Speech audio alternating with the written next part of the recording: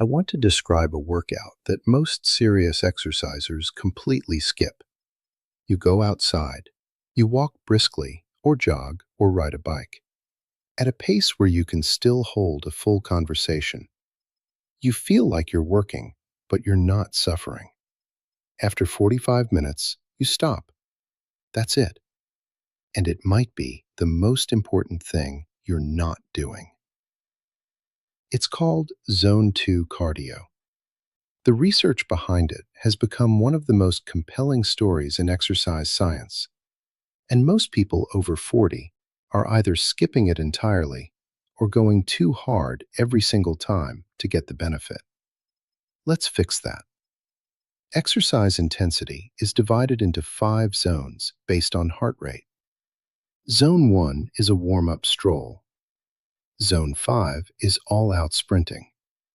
Zone 2 sits at the low-moderate end, roughly 60 to 70% of your maximum heart rate. For most people over 40, that's somewhere between 100 and 125 beats per minute. Take 220, subtract your age, multiply by zero point 0.6 and zero point 0.7. That's your range. The simplest check without a monitor is the talk test. Full sentence without gasping, you're in zone 2. Only managing a few words, you've gone too far. And here's the catch. Most people who think they're doing zone 2 are actually in zone 3. Slightly too hard, slightly too fast. Not intense enough for high-end adaptations. Not easy enough for zone 2 benefits. Exercise scientists call it the junk zone. It's where most recreational exercisers spend most of their time. So why does this slow, almost boring intensity matter so much after 40? 4 reasons. Mitochondria. These are the energy-producing engines inside your muscle cells. As we age, mitochondrial function declines, and that decline is linked to lower energy, metabolic problems, and disease risk. Zone 2 is one of the most powerful known stimuli for building new mitochondria.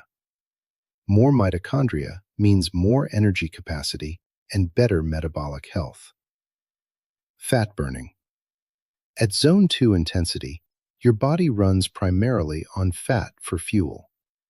Research shows consistent zone 2 training can increase fat oxidation by up to 30% after just 8 weeks. Better fat oxidation means better blood sugar management and less metabolic dysfunction over time. Longevity. VO2 max, your aerobic capacity, is now one of the strongest predictors of how long you live. A meta-analysis covering over 20 million observations confirmed that cardiorespiratory fitness consistently predicts disease risk and mortality. Zone 2 is one of the most sustainable ways to build and protect VO2 max without the recovery demands of high-intensity training. Insulin sensitivity. Mitochondrial dysfunction drives insulin resistance. When your mitochondria underperform, your body struggles to process glucose, feeding into metabolic syndrome, type 2 diabetes, and cardiovascular disease. Zone 2 addresses that at the root level. Sandra is 52. Elliptical at high resistance, 25 minutes, heart rate pushing 160. She felt like she was putting in real work, and she was.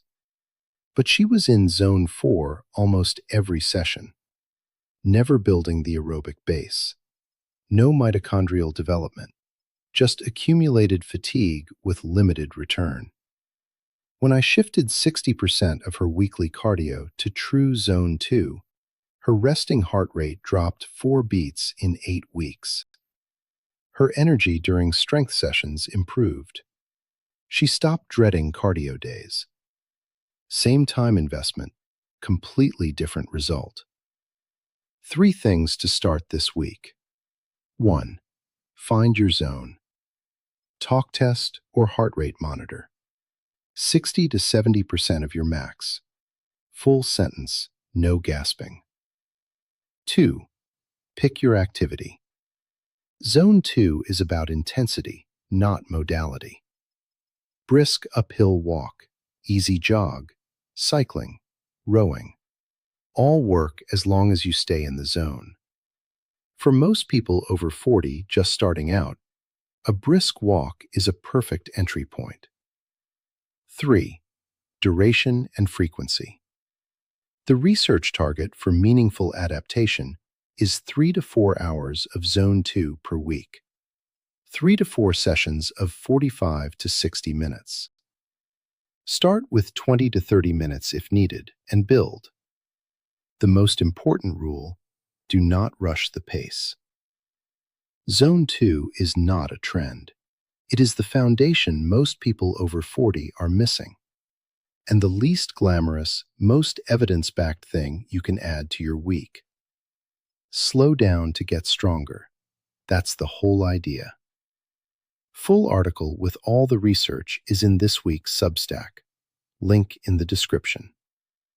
Next week, we're covering what your wearable is actually telling you: HRV, sleep score, recovery data, and how to use it to train smarter. Subscribe so you don't miss it. Tell me in the comments what zone you think you've been training in. I read every one. See you next Monday.